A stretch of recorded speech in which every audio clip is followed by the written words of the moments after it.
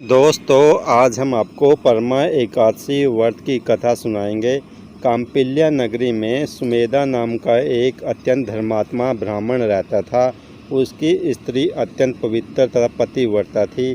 किसी पूर्व पाप के कारण वह दंपति अत्यंत दरिद्रता निर्धनता का जीवन व्यतीत कर रहे थे।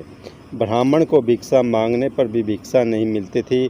उस ब्राह्मण की पत्नी वस्त्रों से रहित होते हुए भी अपने पति की सेवा करती थी तथा अतिथि को अन्न देकर स्वयं भूखी रह जाती थी और पति से कभी किसी वस्तु की मांग नहीं करती थी। दोनों पति पत्नी घोर निर्धनता का जीवन व्यतीत कर रहे थे। एक दिन ब्राह्मण अपनी स्त्री से बोला, हे प्रिया, जब मैं धनवानों से धन की याचना करता हूँ तो वह मुझे मना कर देते हैं। गृहस्थी धन के बिना नहीं चलती, इसलिए यदि तुम्हारी सहमति हो तो मैं प्रदेश जाकर कुछ काम करूं, क्योंकि विद्वानों ने क्रम की प्रशंसा की है। ब्राह्मण की पत्नी ने विनीत भाव से कहा, हे स्वामी, मैं आपकी दासी हूँ। पति अच्छा और बुरा जो कुछ भी कहे पत्नी को वही करना चाहिए। मनुष्य को पूर्व जन्म में किए गए कर्मों का फल मिलता है।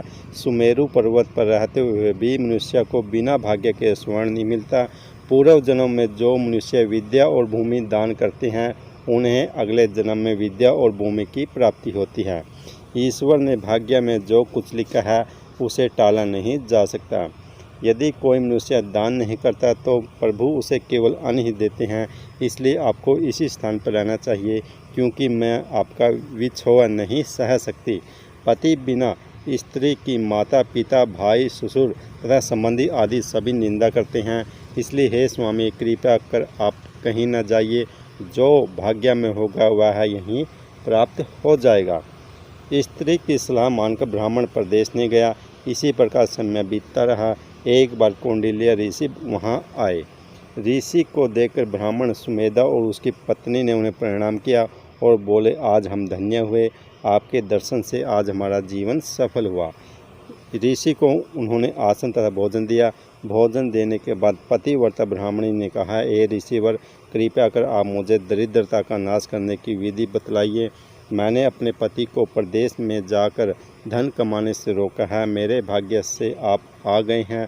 मुझे पूर्ण विश्वास है कि अब मेरी दरिद्रता शीघ्र ही नष्ट हो जाएगी। अतः आप हमारी दरिद्रता नष्ट करने के लिए कोई उपाय बताइए। ब्राह्मणी की बात सुनकर कौंडिल्य ऋषि बोले, हे ब्राह्मणी, मल मास की कृष्ण पक्ष की परमा एकादशी के व्रत से सभी पाप दुख और दरिद्रता आदि नष्ट हो जाते हैं।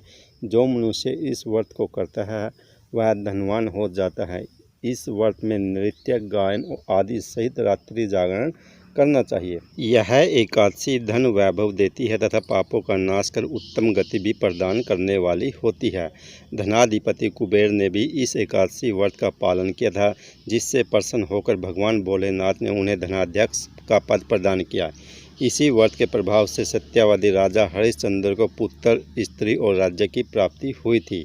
तदुपरांत कौंडिल्य ऋषि ने उन्हें एकादशी के व्रत का समस्त विधान कह सुनाया। ऋषि ने कहा, हे ब्राह्मणी, पंचरात्रि व्रत इससे भी ज़्यादा उत्तम है। परमा एकादशी के दिन प्रातःकाल नित्य क्रम से निर्वित होकर विधान पूर्वक पंचरात्रि व्रत का आरंभ करना चाहिए। जो मनुष्य 5 दिन तक निर्जल व्रत करते हैं वे अपने माँ पिता और स्त्री सहित स्वर्गलोक को जाते हैं।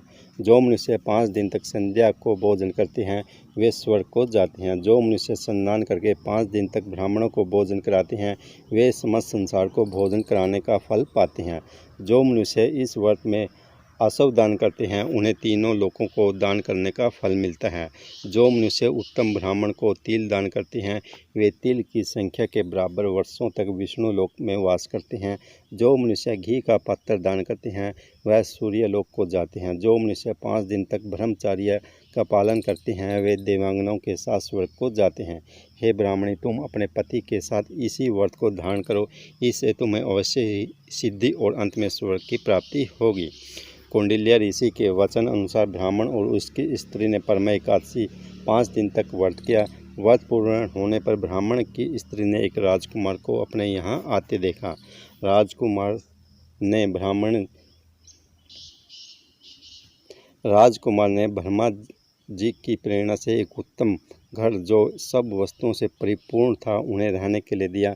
तदुपरांत राजकुमार ने आजीविका के लिए एक गांव दिया। इस प्रकार ब्राह्मण और इसकी स्त्री गरीबी दूर हो गई और पृथ्वी पर काफ़ी वर्षों तक सुख भोगने के पश्चात वे पति पत्नी श्री विष्णु के उत्तम लोक को प्रस्थान कर गए। धन्यवाद।